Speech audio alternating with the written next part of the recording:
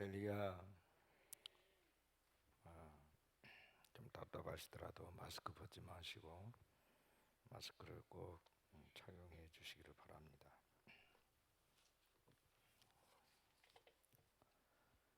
북한가족사랑금 백주성 목사, 북한가족사랑금 박요한 청년, 북한가족사랑금 한경옥 집사님, 감사한금 조승록 집사님, 범사에 감사 노승숙 집사님, 무명으로 감사, 자녀 주안은소를 위한 백일기도 김정추 손옥남 집사님, 주일원금과 일천번제 드렸고요.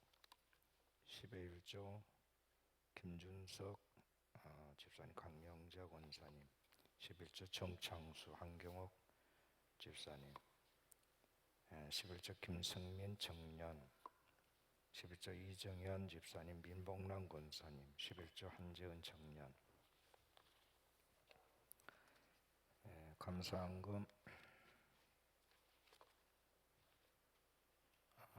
백일기도 정원균 집사님, 주일원금 자녀들 앞으로 실버타운 씨앗엠을 50만원 이목순 권사님, 포도원 실버 복지센터 씨앗엠을 29번째 10만원 무명으로 잘하셨습니다. 포도원 실버 복지센터 헌금 500만원, 백주성 목사 주은자 사모. 포도원 실버 센터를 지금 6층과 7층에 지금 시설을 준비하고 있는데 어른들이 거할 만한 환경으로 지금 바꾸고 있습니다. 예를 들어서 보일러를 깐다든지 보일러 깔고 또 위에 나무 바닥 판넬로 이렇게 고급스럽게 하고 또 칸막이를 설치하고 예산이 좀 만만치 않게 들어가고 있습니다. 그래서 여러분들이 올려진 이 헌금은 그렇게 귀하게 쓰여진다는 것입니다. 우리 교회는 요람에서 무덤까지 마지막에는 우리 어른들을 섬기는 거, 우리 아이들부터 시작해서 세대와 세대를 다 아우르는 교회. 그래서 천국 갈 때까지 정말 그 영혼을 그리고 그 육체를 잘 섬기는 교회, 우리 교회가 그런 교회로서 지금 다시 한번 거듭나고 있습니다. 그러니까 실버 복지센터 좀 어른들을 우리가 섬기는 일은 참 많은 신경이 쓰여지는 부분입니다. 노약자들이기 때문에. 또 우리 시설에는 등급을 받은 분들만 수용하는 시설이기 때문에 정말 세심하게 돌보지 않으면 안 되는 어른들이 들어옵니다. 거기는 치매 환자들도 있을 거고, 또 기저질환을 어느 정도 가지고 있는 분들도 있을 거고, 나이가 많이 드신 분들도 있을 거고, 그래서 이런 부분에 대해서 많은 준비가 필요하고 그렇습니다. 그러니까 여러분들이 기도를 많이 해주시기를 부탁을 드립니다. 감동이 오시면 여러분들 헌금도 이렇게 하시고 그렇게 하시기 바랍니다. 이번 주 혹시 오늘 주보 칼럼 나를 여러분 읽으셨나요? 꼭 칼럼을 읽으시기를 부탁을 드립니다. 이번 주 칼럼 제목이 신천지 바이러스입니다. 그래서 이 부분이 굉장히 민감한 부분에 대한 글을 제가 정리를 한 거니까 여러분 지금 읽으시고 이 가치관이 잘못된 이 사이비 집단 이런 들이 종교적일 때 무서운 힘을 갖는 거죠. 그래서 우리가 이런 부분에 대해서 좀 정리를 하실 필요가 있어요. 여러분들이 좀 글을 많이 읽어보시고 참고하시기를 바라고, 지난주 그리고 이번 주 계속해서 제가 지금 코로나 바이러스와 관련한 그 메시지를 이렇게 같이 겸하여 드리고 있는데 굉장히 중요합니다, 이게. 그래서 여러분들이 좀 사명감을 가지고 이 땅 교회들과 또 지금 일어나고 있는 일들에 대해서 정확한 분별력을 가지고 우리가 기도해야 하겠습니다. 아멘이시죠? 네, 꼭 그렇게 여러분이 참여해 주시 바라고 오늘 또 이렇게 담대하게 주의 성소에 와서 예배드린 여러분들을 축복합니다. 아멘. 네, 기도하시겠습니다. 존귀하신 아버지, 아버지 은혜와 사랑을 진정으로 감사를 드립니다.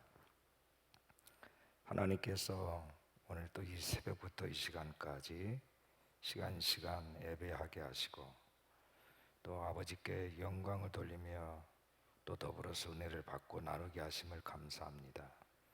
이 밤에도 우리 사랑하는 우리 믿음의 권속들을 축복해 주시고 또 동시간에 예배드리는 많은 교회들을 이루하시고 격려하시고 축복해 주시기 원합니다.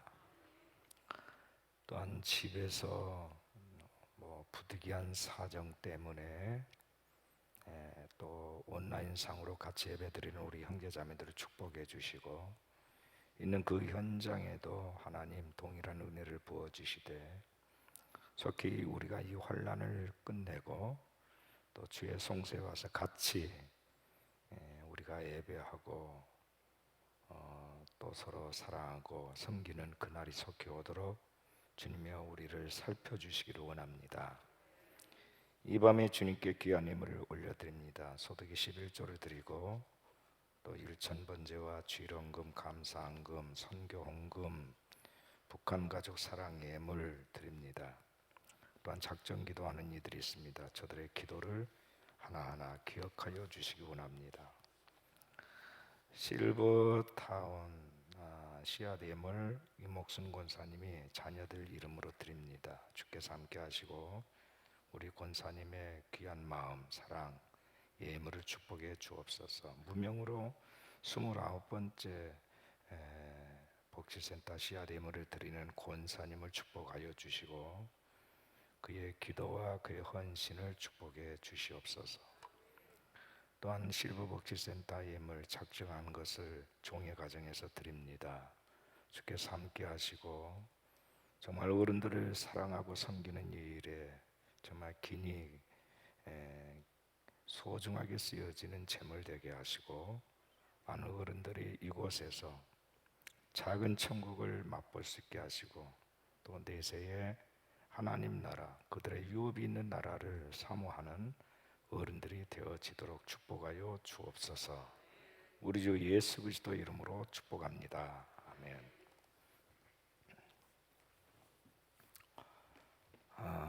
하나님의 말씀입니다. 마태복음 8장입니다. 마태복음 8장. 마태복음 8장 18절에서 27절까지 우리 다 같이 일어나시겠습니다. 마태복음 8장 18절에서 27절까지 교독하도록 하겠습니다. 예수께서 무리가 자기를 에워싸는 것을 보시고 건너편으로 가기를 명하시니라.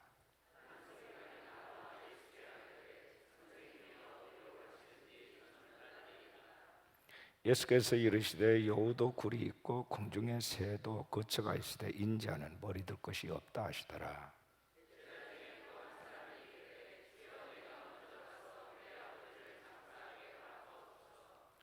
예수께서 이르시되 죽은 자들이 그들의 죽은 자들을 장사하게 하고 너는 나를 따르라 하시니라. 바다에 큰 노을이 일어나 배가 물결에 덮이게 되었을 때 예수께서는 주무시는지라.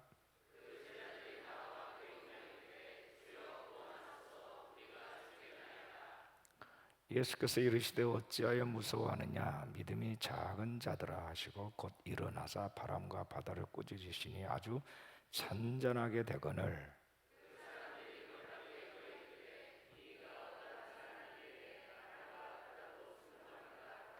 아멘. 아멘.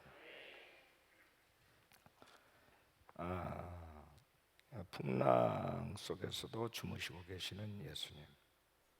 그 풍랑 때문에 혼비백산에서 주님을 급히 깨우면서 우리가 죽겠습니다. 어찌하여 주무시고 계십니까? 하고서 그들에게 주어진 현실 앞에서 무너져가는 제자들의 모습. 이런 그 상황은 오늘도 똑같습니다. 우리가 지금 코로나 바이러스와 같은 정말 우리가 그동안에 많은 전염병도 있었고 많은 유행하는 질병도 있었지만 이번만큼이나 정말 전 세계적으로 충격을 빠뜨리게 하고 막 경제가 무너지는 소리가 막 들리고 심지어는 마스크 대란이 일어나고 이런 등등의 모습을 보면서 거기다가 예전에 보지 못했던 신천지 집단과 같은 그 폐해성이 이번 사건을 통해서 드러나는 이런 일들, 한 번도 본 적이 없고 들은 적이 없는 일들이 지금 일어나고 있습니다. 이 땅에 있는 모든 일들이 그 시작과 끝이시고 처음과 나중이신 하나님께서 하신 일이라고 우리가 믿고 인정한다면 하나님께서 왜 이 시점에 이런 환난을 우리에게 허락하셨을까? 이 부분에 대해서 우리가 우리의 사람들이 설명하는 어떤 말이 아니라 하나님의 관점에서 이 환난을 들여다볼 필요가 있는 것이다 하는 거예요. 왜냐하면 이것을 허락하신 분이 하나님이시기 때문에 하나님의 의도와 하나님의 하실 일, 그것으로 이것의 마지막 끝에 있어지게 될 정말 하나님의 데스티니가 풀어져야 한다면 우리는 반드시 하나님의 뜻을 분별해야 되고 깨달을 필요가 있다 하는 것입니다. 왜냐하면 모든 재앙과 심판의 목적이 바로 하나님께서 의도하신 문제를 풀기 위해서이기 때문입니다. 그래서 우리가 인간적인 고뇌와 인간적인 모든 기술과 수단을 동원해서 이 재앙을 막으려고 하면 할수록 오히려 하나님의 의도와는 멀어지게 되는 것이고, 그렇게 되면 또 다른 새로운 국면으로 이것이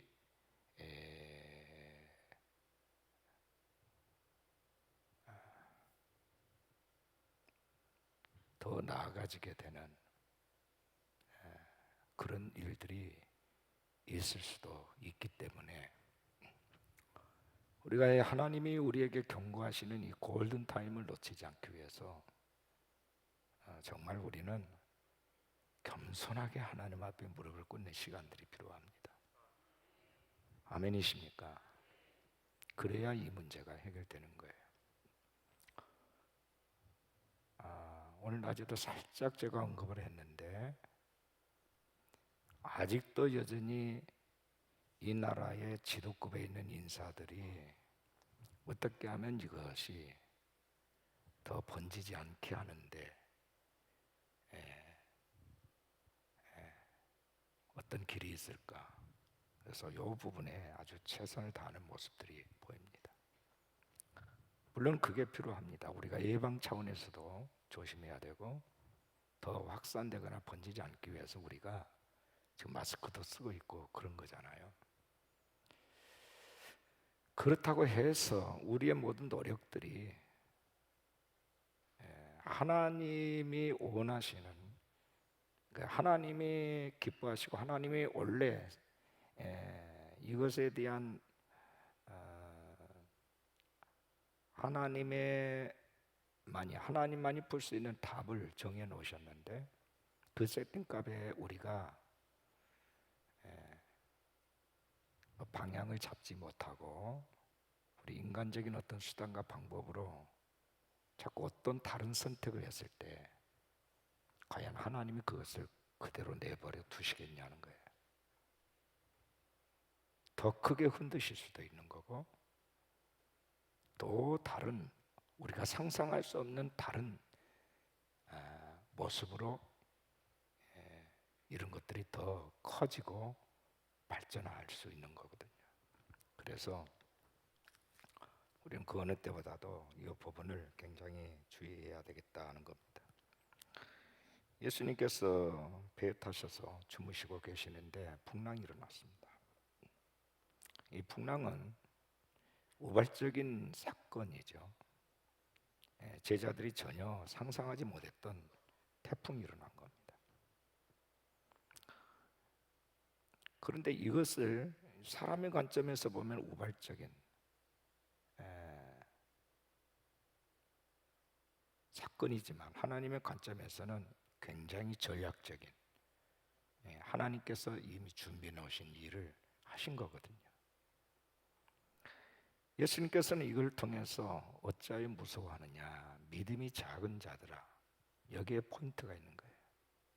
어찌하여 무서워하느냐, 따라합시다. 어찌하여 무서워하느냐, 믿음이 작은 자들아.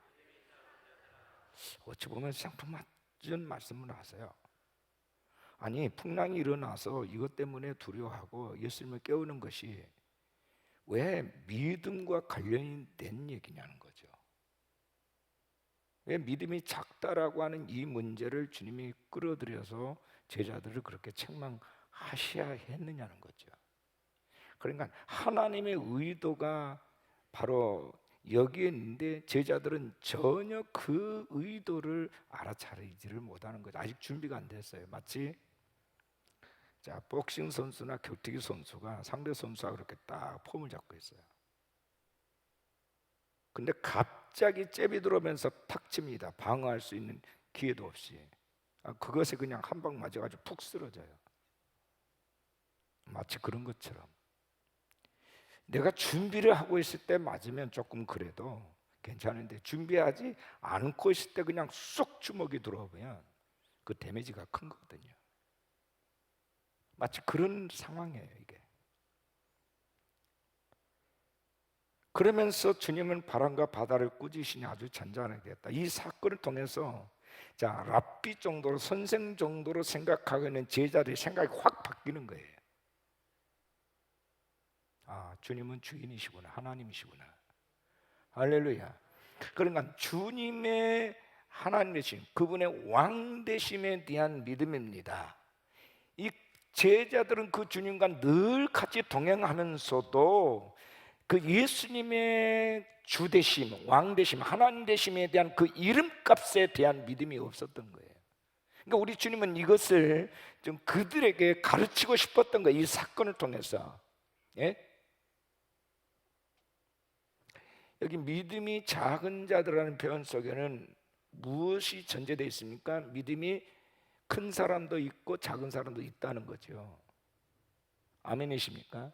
믿음이라고 하는 것은 하나님께서 우리에게 공평하게 주신 선물이지만 그러나 그 믿음을 활용하는 사람들의 그릇은 어떤 사람은 그 믿음을 충분히 활용할 수 있는 그릇이 되는 사람이 있고 어떤 사람은 그릇이 안 되는 사람들이 있다는 거죠. 그렇죠? 우리가 교회를 다니면서 우리가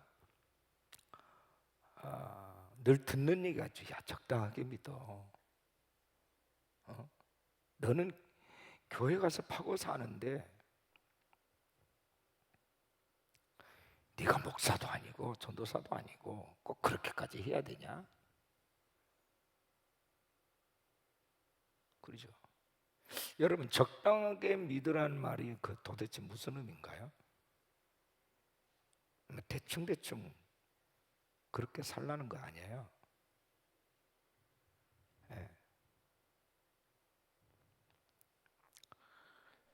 아마 제자들의 믿음이 주님 보시기에 그랬던 거예요.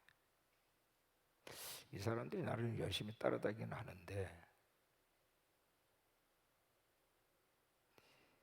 주님을 따라다니면 먹는 문제도 해결되고 또 가끔씩 질병도 고침을 받고 또한 많은 사람들이 문집에서 그냥 구름대 군중들이 몰려다니니까 제자들의 어깨가 으쓱으쓱한 거예요. 야, 우리 선생님의 인기가 대단하네. 야, 이러다가 로마 천복도 한번 뒤엎을 수도 있겠다. 제자들이 실제로 그렇게 생각을 했잖아요. 근데 어느 순간에 그들의 예측이 빗나갔을 때 그들은 주님을 버리고 떠났어요.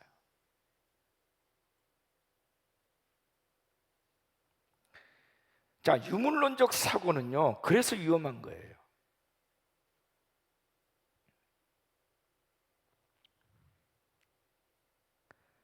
왜 많은 사람들이 적당하게 교회 다니는 시계생활을, 왜 신천지 같은 이단 집단들이 저 사람들의 영혼을 그냥 마치 빨대로 그냥 빨아듯이 빨아먹고 있는 거예요. 적당하게 다니는 사람들의 뜨뜻 미지근한 그것이 좀 그들 세계는 뭔가 다르고 그거에는 화끈한 것이 있고 뭔가 손에 잡힐 것 같은 뭔 답을 주거든요. 답을. 근데 가짜지만. 그러니까 빠지는 거예요.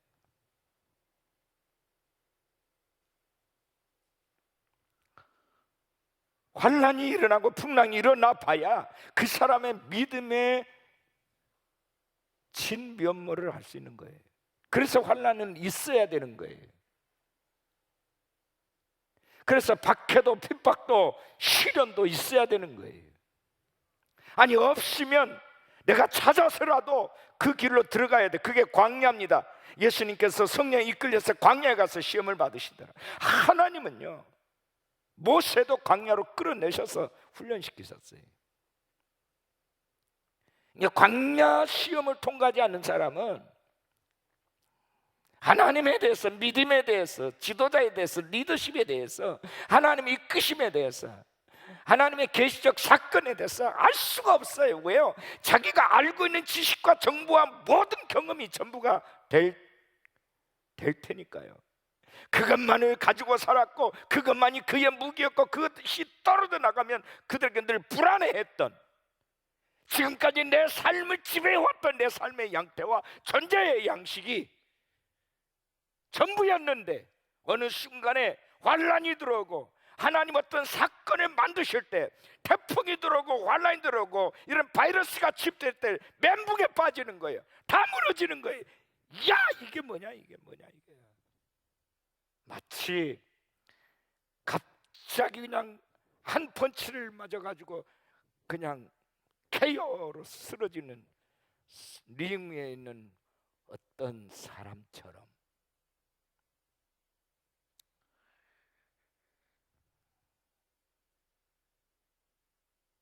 여러분 평안하십니까? 신앙생활은 평안을 위해서 하는 거 아니에요. 거룩한 전쟁이에요. 하나님의 나라입니다. 하나님의 나라가 실제화되는 삶을 사는 게 신앙생활이에요. 죽어서 가는 나라가 아니라 지금 내 삶의 현장에서 아버지의 나라, 아버지의 통치를 실제화시키는 겁니다. 그리고 거기서 안전감을 느끼는 거예요. 그분과 같이 여정을 같이 하는 거고 그분의 나라를 사는 겁니다. 그분의 왕권을 가지고 사는 거예요. 우리를 위협하는 모든 것 앞에서 우리는 당당하게 믿음으로 견고하게 설 뿐만 아니라 어떤 흔들림에도 흔들리지 않는 하나님은 거룩한 백성으로 서 있는 것, 그렇게 사는 것이 믿음이에요. 유행을 타는 게 아닙니다. 환란의 바람이 불었다고 해서 내 삶이 유축되거나 내 삶이 다른 모습으로 변형되는 게 아니에요. 그건 믿음이 아니죠. 그거는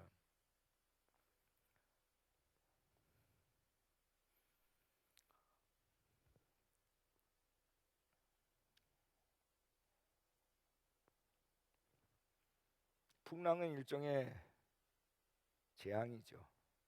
죽을 수도 있어요. 예수님이 나서지 않았으면 그들은 아마 물에 빠져 죽을 수도 있는 상황이었어요. 그러니까 주님을 급히 깨우면서 우리가 죽겠나이다, 지금 죽게 생겼습니다. 주님 왜 주무십니까?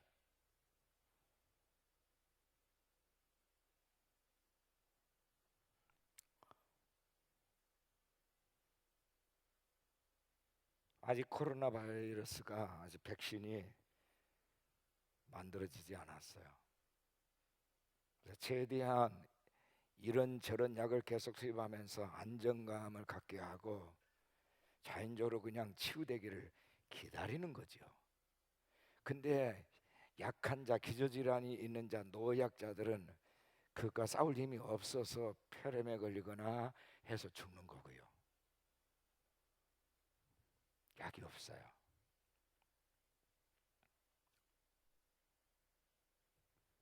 그래서 재앙이죠.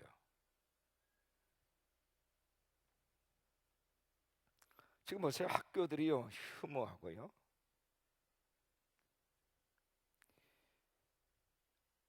기계가 돌아야 될 공장이 말이죠, 생산기가 멈추고 있습니다. 하늘길이 막히고 바닷길이 막혔어요. 한국인의 입국을 막는 나라가 100개가 넘었습니다. 경제가 꽁꽁 얼어붙어 있어요. 자, 전염병만 온 줄 알았더니 경제 한파가 같이 왔어요. 기근이 왔단 말이죠. 기근은 뭐예요? 경제적 재난을 말하는 겁니다. 근데 여러분 보십시오. 예레미야서 34장을 한번 보십시다. 예레미야 34장을 보시면, 자, 이 재앙의 원인에 대한 얘기가 나오는데, 여러분 재앙의 원인을 보시면 지도자가 잘못했을 때 지도자의 교만과 그 나라의 콧대를, 교만의 뿔을 자르시기 위해서 하나님 재앙을 내리시기도 하시지만, 하나님의 백성들에게 재앙을 내리시는 경우에는 딱 한 가지입니다. 언약을 파기했을 때입니다. 따라합시다. 언약 파기, 언약을 깼을 때입니다. 하나님의 법에서 떠났어요. 하나님과의 관계를 깼어요. 근데 여러분 보십시오. 성경에 나오는 뭐 율법, 십계명, 이것도 언약이지만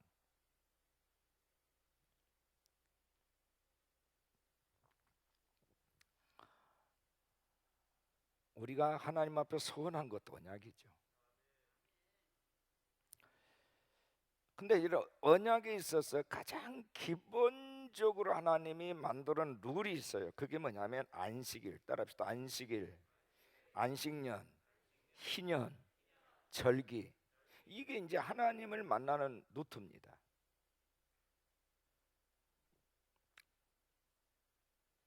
안식일을 지켜야 되는 거예요. 주일입니다. 주일 성수요. 여러분 주일 성수 제대로 하고 있습니까? 그다음에 안식년을 지켜야 돼요. 그래서 예레미야 34장에는 안식년을 지키지 않아서 하나님이 그들을 깨뜨리시는 이런 말씀이 나옵니다. 자, 성경 예레미야 34장을 좀 올려보세요.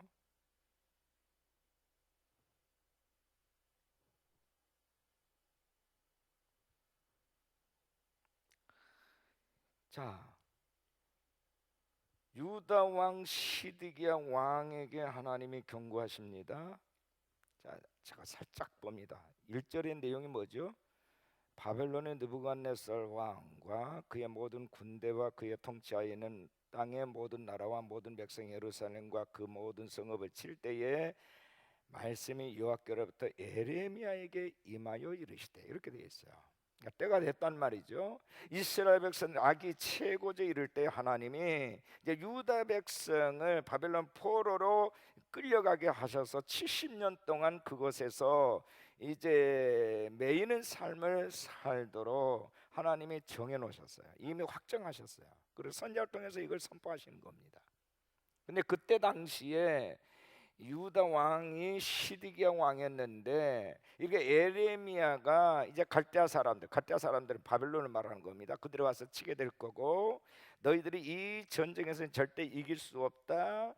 하나님께서 바벨론 왕의 손에 넘길 것이고 이 성을 불살할 것이다. 2절에 그렇게 말씀하고 있어요. 2절. 여호와께서 이와 같이 말씀하시는, 너는 가서 유다의 시드기야 왕에게 아뢰어 이르기를, 여호와의 말씀에 보라, 이 성을 바벨론 왕의 손에 넘기리니 그가 이 성을 불사를 것이라. 선지자 예레미야에게 하나님은 말씀하는 겁니다. 왕이 가서 말하라. 3절. 네가 그의 손에서 벗어나지 못하고, 왕에게 말하는 겁니다. 네 싸움에서 너는 여기서 벗어날 수 없다. 반드시 사로잡히게 되고 그의 손에 넘겨져서 내 눈은 바벨론 왕의 눈을 볼 것이며 그의 입은 내 입을 마주대하여 말할 것이요 너는 바벨론으로 끌려가게 된다.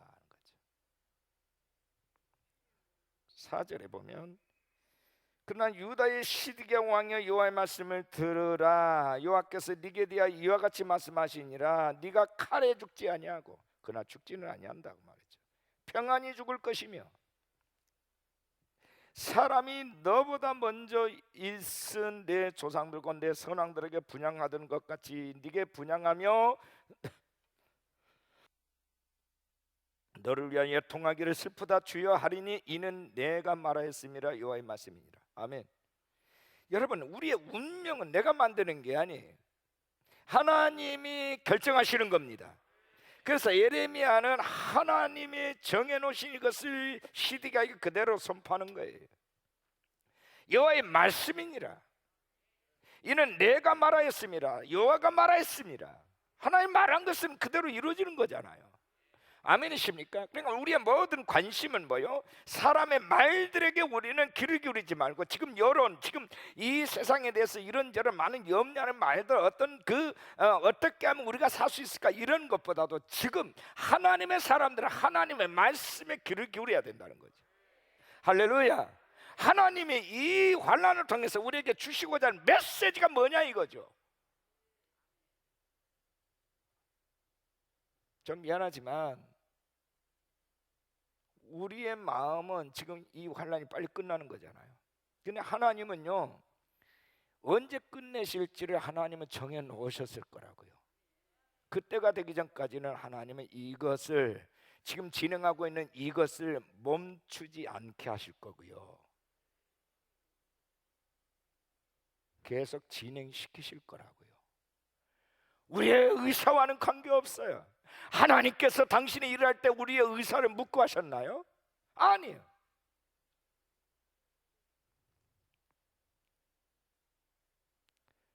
어느 누구도 하나님을 추월할 수 없습니다. 하나님의 말씀을 추월할 수가 없어요.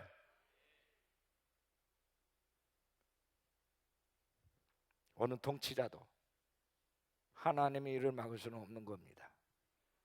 쉽게 얘기해서 교회의 문을 닫고 교회에서 예배를 그치면 이 재앙이 끝나는 게 아니란 말이에요.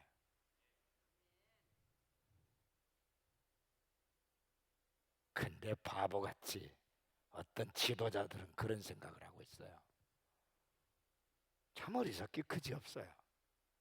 왜요? 그들이 하나님 모르기 때문입니다.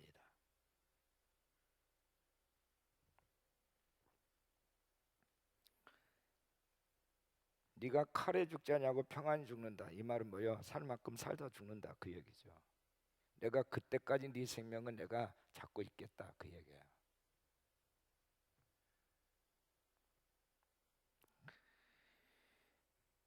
근데 8절 말씀으로 건너뛰어 보면 시드기야 왕이 예루살렘에 있는 모든 백성과 한 가지로 하나님 앞에서 계약을 맺고 자유를 선포한 후에 여호와께로부터 말씀이 예레미야에게 임하니라. 계약을 맺었어요. 근데 그 맺은 계약을 어겼습니다. 그 계약은 거룩한 언약이라고 그래요. 다른 말 땁시다. 거룩한 언약. 왜요? 하나님 앞에서 한 계약이기 때문입니다. 비록 사람과 약속했을지라도 하나님 앞에서 한 약속은 거룩한 언약이에요. 예를 들면 이스라엘 백성들이 가나안의 정복 전쟁을 치를 때에 하나님께서 여호와에게 그 가나안 7 족속과 어떤 경우에도 너희들은 언약을 맺지 마라. 다 죽여라. 진멸하라. 그런데 어떻게 됐나요? 기본 족속들의 속임수에 빠져가지고 그들과 덜커덕 언약을 맺었습니다. 너희들은 살려주겠다. 나중에 속았어요. 그 나중에 어쩔 수 없어요. 하나님은요 너희들이 속아서 맺은 언약도 언약은 언약이니까 지켜라 이렇게 말합니다. 왜요? 여러분 기억하십시오. 우리가 가끔 그러죠. 내가 하나님 앞에 맹세코 이런 말을 많이 하죠. 근데 그 맹세코 하나님 앞에서 한 약속들을 여러분 얼마나 지키셨습니까?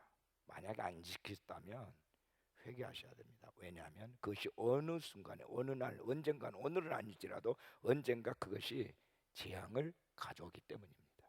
대가를 치르셔야 돼요.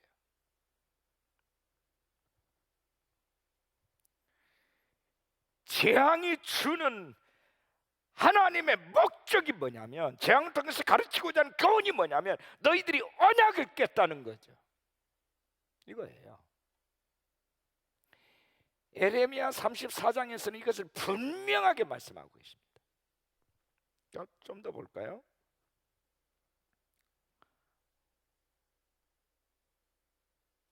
어떤 계약을 맺었습니까? 8절 다시 보면 계약을 맺고 자유를 선포하는 여호와께로부터 말씀이 에레미야에게 임했습니다. 계약을 맺었으면 실행해야 되는데 9절 그 계약은 사람마다 각기 히브리 남녀노비를 놓아 자유롭게 하고 그 동족 유다인을 종으로 삼지 못하게 하는 것이라. 이게 뭐냐면 안식년에 풀어주는 계약입니다. 안식년 계약이에요.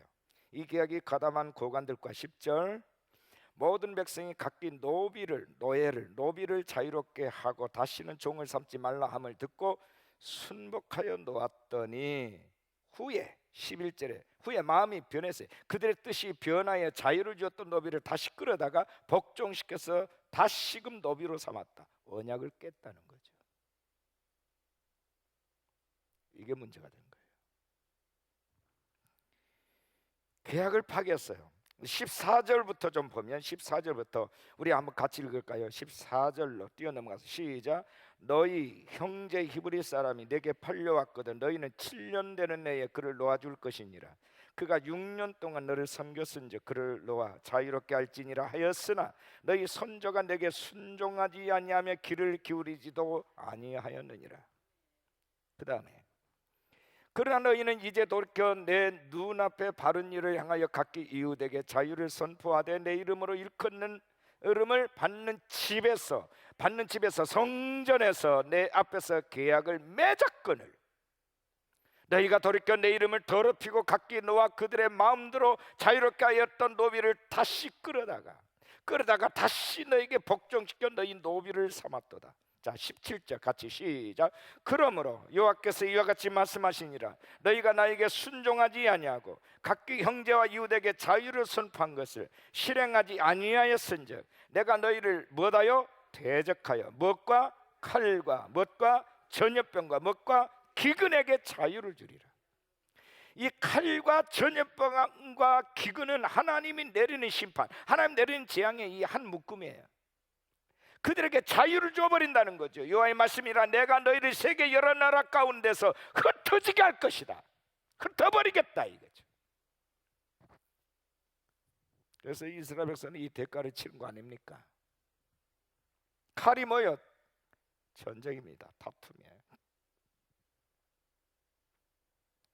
전염병 코로나와 같은 기근이 뭡니까? 경제적 한파예요. 같이 오는 거예요 이게.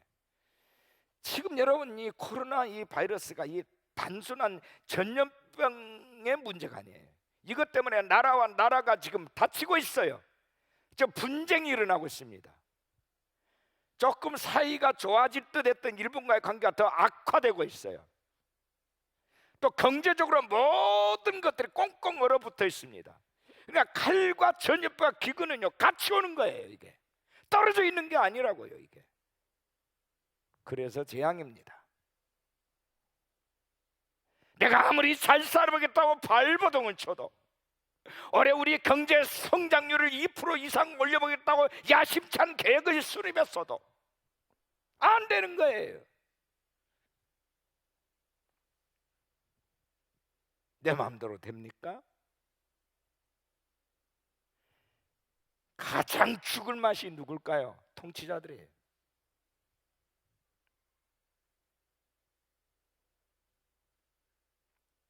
국가 원수들은 가장 죽을 맛이죠.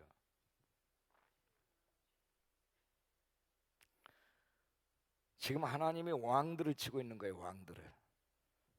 그래서 국가가 막 흔들리는 거예요. 왜요? 영원한 왕이신 예수님만이 흔들리지 않는 권세인 것을 선포하고 있는 겁니다.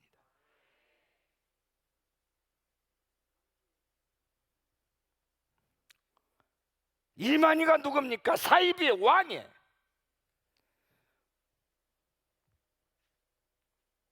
작년에 게더링을 하는데 대구에서 할 때에 대구에서 게더링을 할 때에 어떤 분이 말씀하시더라고요.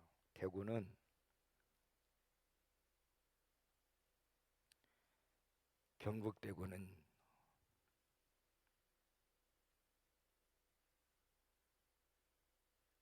왕의 데스티니가 있는 지역이라고 얘기하더라고요. 왕. 거기 유별나게 왕릉도 많지요. 네, 지금 그 도시를 하나님이 흔들고 계시는 거예요.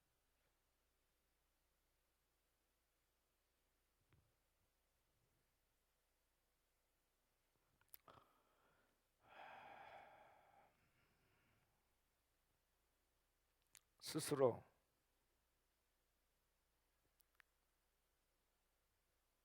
자기의 위치를 견고하게 세우고자 하는 모든 것들 다 흔드실 겁니다. 다 깨뜨리시고 박살낼 거예요.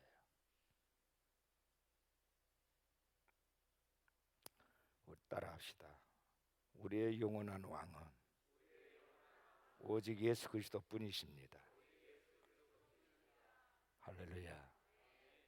우리의 영원한 왕은 오직 예수 그리스도 뿐이십니다.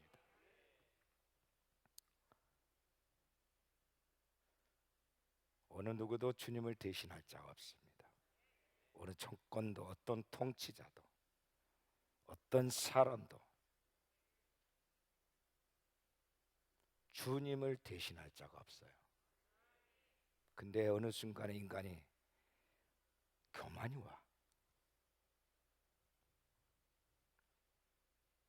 자기 이름을 떨치고자 해요. 맨 처음 하나님께서 무너뜨린 사건, 바벨탑 사건 아니죠. 자기 이름을 높이자 이거예요. 우리가 흩어짐을 면하자 이거죠. 근데 하나님은 세계 여러 나라 가운데서 너희를 흩어지게 할 것이라, 흩어버리겠다고 말씀하십니다.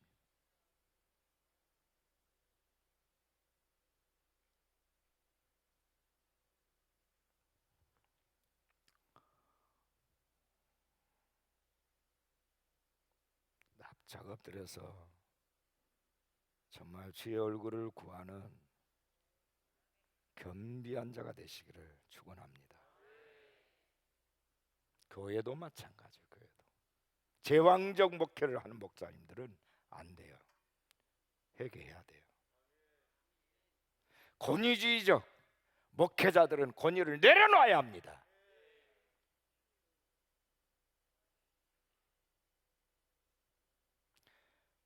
오직 예수 외에는 어느 누구도 그 권위를 가져서는 안 돼요. 물론 여러분들이 영적 지도자에 대해서 존중하는 마음은 있어야 되죠. 왜냐하면 그분은 하나님이 세우신 사자들이기 때문에. 그러나 그것을 빌미로 나는 여호와의 사자니까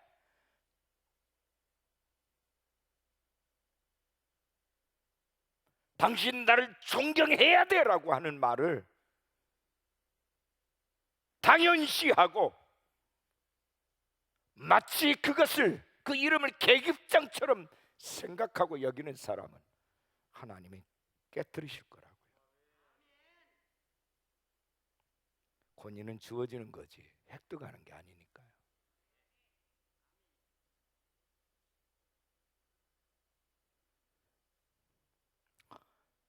주님이 있어야 될 자리에서 내려오시기를 축원합니다.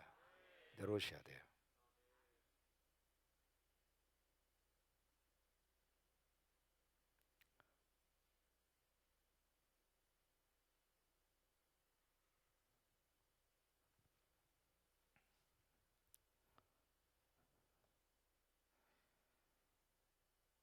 칼과 전염병과 기근에게 자유를 주리라. 무슨 말씀이에요? 합시다. 칼과 전염병과 기근에게 자유를 주리라. 네 마음대로 해. 하나님이 자유를 줘버린대요.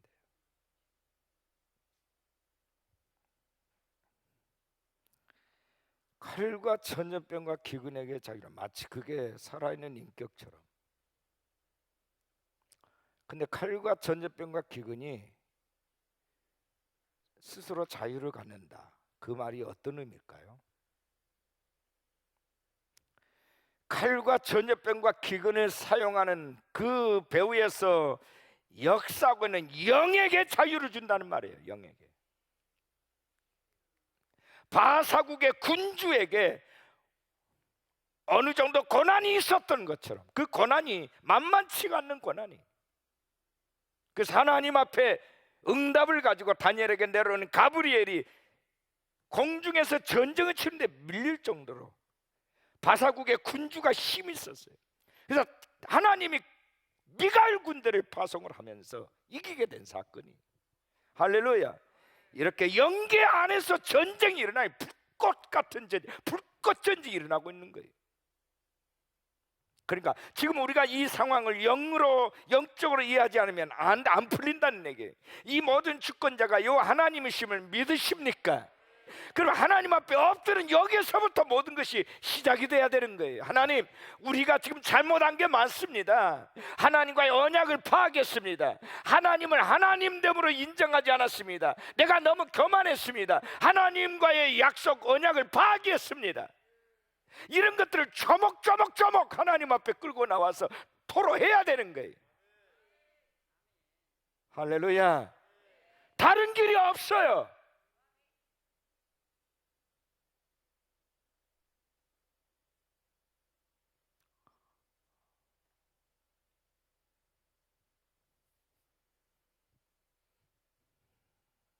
하나님의 성소에서 솔로몬이 성전 지어놓고 봉헌 기도할 때 뭐라고 했어요? 이곳에서 하는 기도를 들으시고 재앙을 멈추소서. 근데 왜 성전을 멀리해요? 그게 사탄의 전략이에요. 그게 악한 영들의 전략이라고요. 예? 우리는 죽어도 주의 보좌에 엎드려서 죽어야 합니다.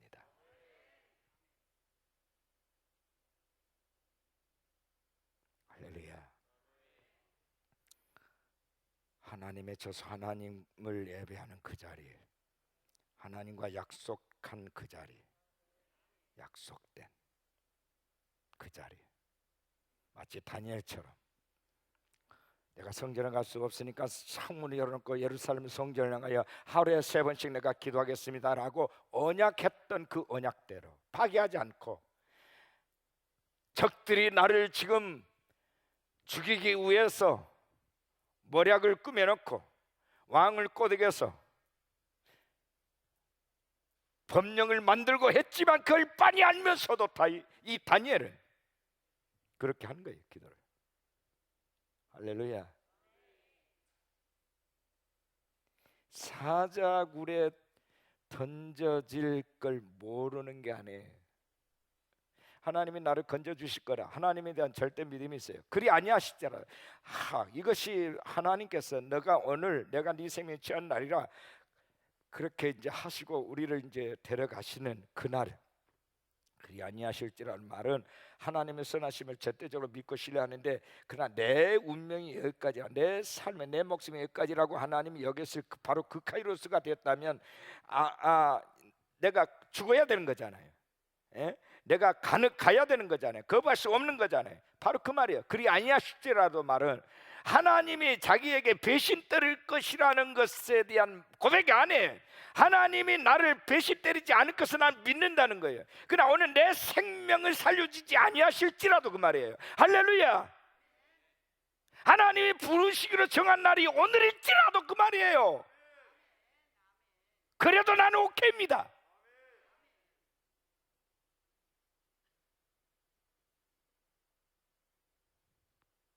기억하십시오. 우리는 2번 죽는 게 아니에요. 딱 1번 죽어요. 이 세상 우리의 육신의 목숨은 아멘. 근데 이게 하나님이 정해놓으셨다는 거죠.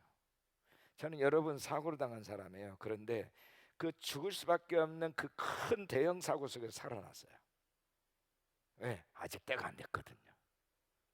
때가 안 됐어요. 살아야 될 이유가 있는 거예요. 할렐루야. 그러니까 저는 매일매일 남은 생애를 지금 보너스를 찾는 심정으로 살고 있는 거예요. 지금 나는 지금 보너스로 사는 거예요. 왜? 이미 사고로 생각한다면 이미 나는 죽었어야 돼. 몇 번씩이나. 난 늘 감사하면서 사는 거죠 뭐. 에? 오늘 또 눈을 뜨면 오늘 하루도 하나님이 내 생명을 연장시켜 주셨군요. 감사합니다 아버지. 이렇게 사는 거예요. 아멘이십니까?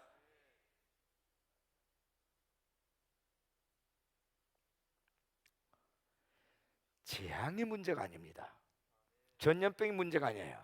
환란이 문제가 아닙니다. 이 환란을 통해서 내가 하나님 앞에 관계가 더 복원되어져야 되고 더 정결해야 되고요. 더 우리가 하나님 앞에서 진실되게 서는 게 중요한 거예요.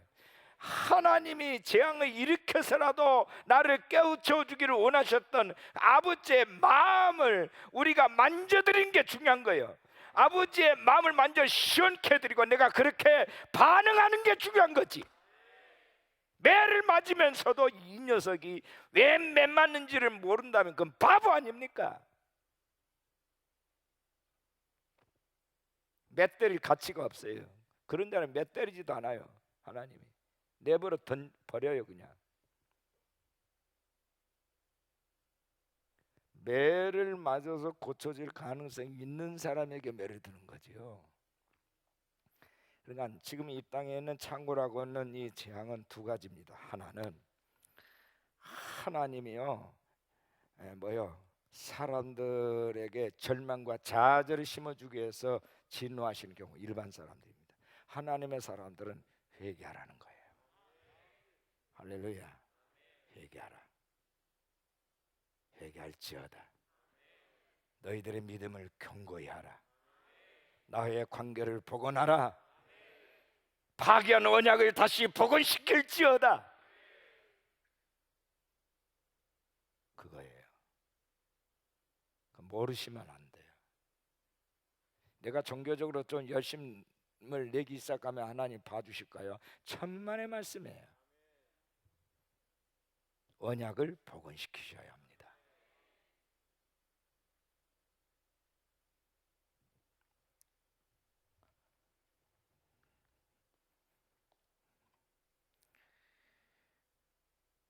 자, 칼과 전염병과 기근에게 자유를 주리라. 이 18절에 보면 송아지를 둘러 쪼개고 그 두 조각 사이로 지남에 내 앞에 언약을 맺었으나, 여러분 모든 재물은 쪼개지요. 그 말을 실행하지 아니하 내 계약을 어긴 그들은. 자, 언약이란 말은 브리트란 말이에요. 언약. 근데 이게 동사형으로는 쪼개다는 말이에요. 동사형으로. 명사형은 언약이고 동사형은 쪼개다는 말이에요. 이 말은 뭐냐 아니면 이 재물을 쪼개면서 너와 나 사이에 언약을 깨면 이렇게 쪼개줄 줄 알라 그 말이에요. 죽는다 그 말이에요. 두 조각 사이로 지남에 내 앞에서 언약을 맺었으나 그 말을 실행하지 아니했다. 내 계약을 어긴 그들을, 그 송아지 두 조각과 사이로 지난 유다 고관들과 예루살렘 고관들과 내시들과 제사장들과 이 땅 모든 백성, 그 두 조각 사이를 지나가면서 언약을 세웠던 나하고 계약 관계를 맺었던 사람들의 목록이 나옵니다. 유다 고관, 예루살렘 고관, 내시들, 제사장들, 이 땅의 모든 백성들.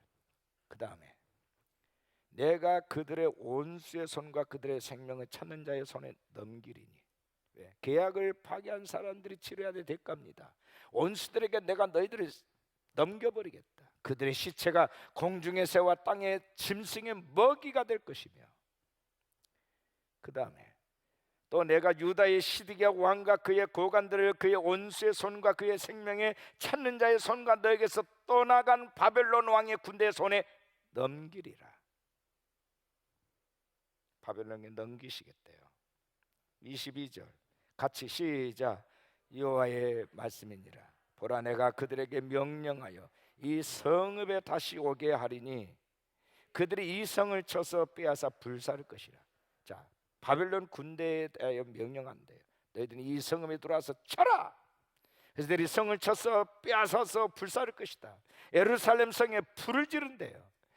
내가 유다의 성읍들을 주민이 없어 처참한 황무지가 되게 하겠다. 이야, 하나님의 거룩한 도성이 불에 타고 황무지가 되도록 하나님이 하시겠대요. 이게 재앙입니다. 하나님 주신 유업의 땅을 빼앗기는 거예요. 하나님을 떠나고 하나님과의 약속을 파기시키면 그렇게 되는 거예요. 근데 제가 모두에 말씀드렸어요. 자, 언약 중에 가장 기본적인 언약이 뭐예요? 하나님과의 관계입니다. 안식일 지키는 거예요. 안식년을 지키는 거예요. 희년을 지키는 거예요. 아멘이십니까? 끝까지. 근데 여러분, 우리가 주일 성수를 할 때에 하나님의 성전에 와서, 주의 몸된 교회에 와서 우리가 같이 예배를 드리잖아. 이게 기본이에요.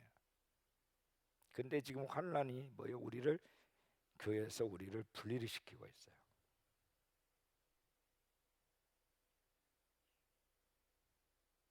그럼 어떻게 해요? 이게 사탄의 고도의 전략이에요. 통치자들을 통해서, 법령을 통해서, 이것저것을 통해서. 아니, 하나님이 확산시키면 확산이 된다니까요. 인간이 막을 수 없어요. 여러분, 세월호 사건 여러분 기억하시잖아요. 대한민국 시기가 멈춘 사건이에요. 어떻게 304명이나 되는 어린 생명들을 그 다 죽일 수 있어요? 물에 몸을 던지면 사는데 그걸 말한 사람이 아무도 없었어요. 배가 완전히 침몰할 때까지 생떼 같은 우리의 자식들을 수장을 시켰어요.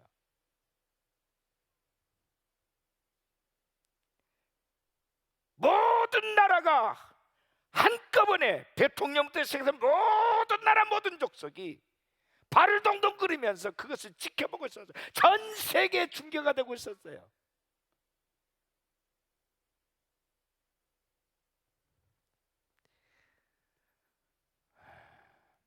여러분, 우리 인간의 계획과 우리 인간의 모든 노력과 우리 인간의 지식과 내 노력들이 정말 하나님께서 하시고자 하신 일 앞에서는 안 통한다니까요. 여러분 아시잖아요. 자, 그러면 우리가 이 시점에 뭘 해야 되겠어요? 요 앞에 나와서 무릎을 꿇으시는 일을 하셔야 됩니다. 손 들고 아멘 하십시다. 다른 무엇보다도 아버지, 우리가 바로 죄인입니다. 내가 교만되이 살았습니다. 내가 주의 왕권을 무시했습니다. 내가 주님과의 언약을 파기했습니다. 내가 주님의 자리를 탐냈습니다.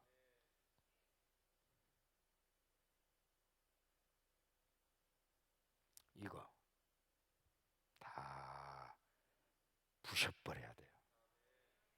아멘이십니까? 부셔버려야 돼요. 다 박살 내셔야 됩니다.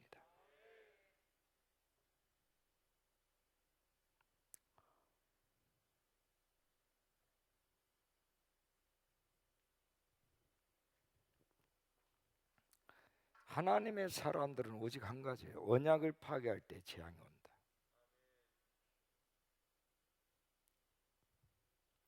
언약에 대해서 불성실할 때 재앙이 온다. 처음 사랑을 잃어버렸을 때 재앙이 온다. 하나님의 자리를 깨차고 교만을 부릴 때 재앙이 온다. 예배 자리에서 떠나면 재앙이 온다. 형식적 예배 안 돼요. 저는 오늘 새벽에 하나님께서 새벽에 제게 꿈을 하나 꾸게 하셨습니다. 꿈에 너무 선명해. 우리 교회에 대해서 보여주시는데, 이런 원형의 타원형의 교회가 아니고 예전에 사각형으로 된 그런 교회였어요. 아주 네 줄로 된 의자가, 장의자가 있는데, 이쪽에서부터 차곡차곡 빈틈이 없이 사람들이 도열해서 앉아 있는 거예요.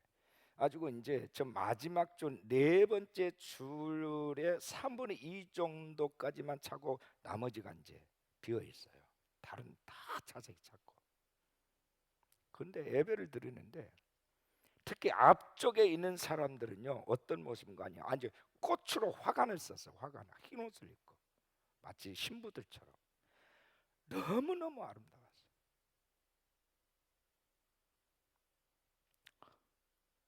지금 하나님께서, 근데 여기는 어른들만 있었던 게 아니고 아이들까지, 청소년들도 있었어요. 아주 질서정연하게 도열해 있는, 그건 예배자의 모습이었어요. 직사각형에. 근데 강단 쪽에 이 기타도 치고 하는 예배자들이 있는데, 이 친구들 중에 남자 2사람쯤 되는 애가, 내가 모르는 얼굴이에요. 예배자들이, 예배 인도자들인데 이상한 짓을 한 거예요. 마치 락 연주하는 시 막 다리를 쫙 벌리고. 그래서 내가 니들 나가! 다 빗자루 쓸어버렸어요. 나가! 이게 예배냐? 예배자들.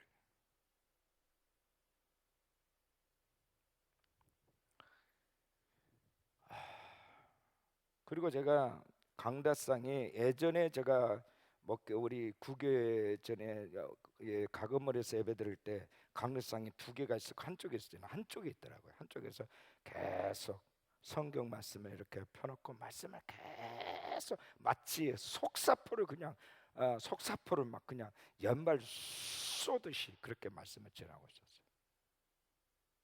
근데 모든 사람들이 그렇게 움직이도 않고 은혜를 받는. 제가 오늘 새벽에 이것을 보고 나서 하나님 앞에 한동안 기도했습니다. 아버지, 정말 하나님께서 지금 정렬시키는 때군요.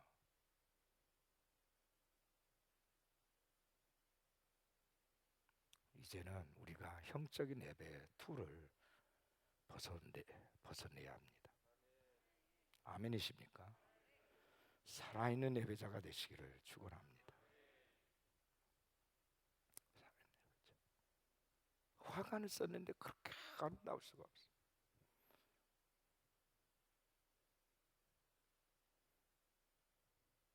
빛이 나는 거예요. 전부는 아니에요. 전부는 아닌데. 지록 앞쪽에 있는, 오른쪽에 있는, 거기 있는 사람, 줄이 긴데 장자 한 절반 정도 있는 사람들이 그렇게 거룩한 신부들처럼 그렇게 예배하고 있는 거예요. 정말 하나님께서 추수했다라고 하시더니 정말 지금이 바로 그런 때이구나. 그래서 저는 어느 때보다도 지금 아주 굉장히 긴장 상태에서 목회를 하고 있습니다. 아버지, 이 종이 거룩한 신부로 서게 하여 주십시오. 저는 아무것도 원치 않습니다. 저는 명예를 구하는 것도 아니고요, 아버지. 정말 하나님께서 부르신 맨 처음에 부르심의 그 모습으로 언제나 겸손하게 주님 앞에 엎드리는 종이 되게 하여 주십시오. 오늘 아침에 드린 기도입니다. 그리고 우리 모든 포동 공동체뿐만 아니라 이 땅에 있는 모든 교회들이 그야말로 주님 앞에 정렬하게 하여 주십시오. 형식적인 예배자가 아니라 깨어있는 자가 되게 하시고 살아있는 자가 되게 하여 주십시오. 하나님과의 언약을 확고히 하게 하여 주십시오. 어떤 흔들림에서도 흔들리지 않는 경감을 주십시오.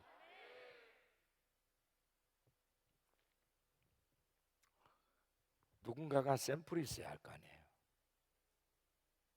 여러분 모내기 하시죠. 못자리 할 때 먼저 모판에 있는, 곡식으로 말하자면 종자씨와 같은 게 있잖아요. 그걸 갖다가 옮겨시는 겁니다. 저는 우리 포도원 가족들은요, 바로 그 모판에 있는 하나님이 정말 이 마지막 시대에 정말 종자씨로 심기 위해서 구별해 놓으신 마치 남은 자와 같은 거룩한 씨가 되시기를 축원합니다. 정말 우리가 그렇게 기도하셔야 돼요. 이제는 개개주의로 안 됩니다. 이 땅에 있는 모든 교회는 그리스도의 몸입니다. 네 교회 내 교회가 없어요. 그러니까 대구 지역의 많은 상처와 아픔은 우리의 아픔이에요. 아멘이십니까? 우리의 고통이고요. 그들이 우리가 겪어야 될 고통을 대신 겪고 있는 거예요. 저놈들이 무슨 죄가 많아서, 그렇게 생각하지 마세요. 죄가 많아서가 아니에요. 누구에게나 있을 수 있는 일이에요. 그 지역에서 유별나게 신천지 집단이 이상한 짓을 하고 거기서 오염시켰기 때문에 거기에 있는 많은 사람들이 거기에 살고 있다는 이유 때문에 그것을 지금 같이 겪고 있는 거예요. 그거를 그들이 우리보다 죄가 많아서가 아니에요. 신천지 집단도 좀 보십시오. 하나님께서 이거 이번에 들춰내지 않았더라면 30만 명이 60만 명이 됐을 거고 300만 명이 될 수 있는 거예요. 여러분, 제가 많은 얘기를 듣고 있어요. 이 신천지 집단이 정계에 많은 돈을 뿌렸어요. 지금 많은 사람들이 몸을 움켜들고 벌벌 떨고 있대요. 정관계 인사들이. 그 명단들은 아직 공개가 안 됐어요.